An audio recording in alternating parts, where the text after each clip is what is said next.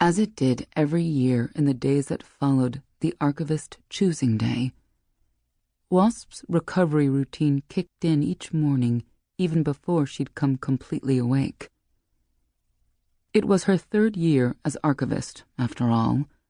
The 3rd year she'd stayed at least a week in bed so the wounds could knit themselves to scabs, then scars.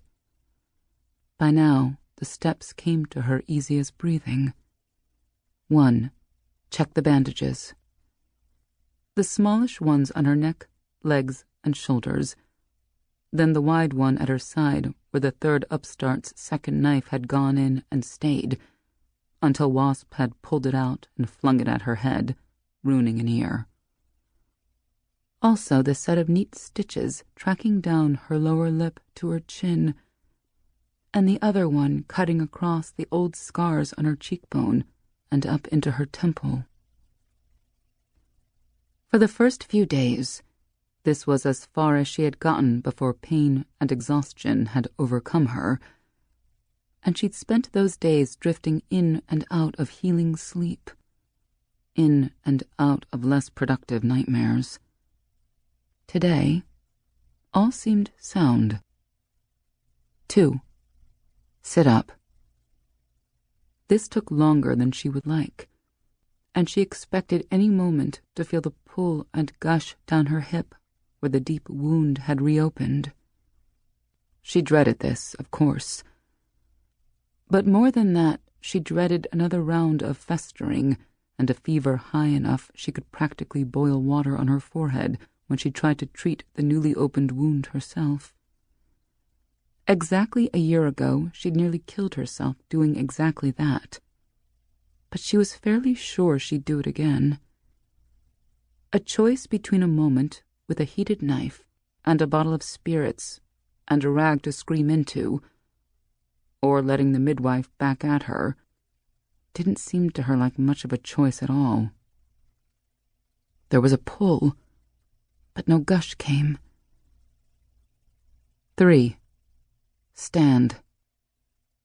The fracture in her ankle screamed but held, and a glance at her bandaged side in the light discovered no bloodstains, no greenish watermarks of pus. She took a deep breath, gritted her teeth against what was coming, and bounced a little on her toes to see if they'd take her weight. If she ground down hard on whatever desperate messages her ankle was firing at her brain, she could push through or out-stubborn the rest. "Finally," she whispered. 4. Get back to work. Her injuries were different, and alarmingly more plentiful than last year's, so, as she did every year, Wasp improvised, inching her way back out into the world. 2 weeks in bed had taken their toll.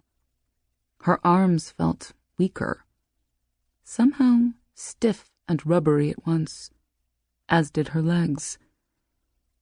When she bent down to touch her toes, the muscles in the backs of her thighs began complaining even before the wound at her side got its say.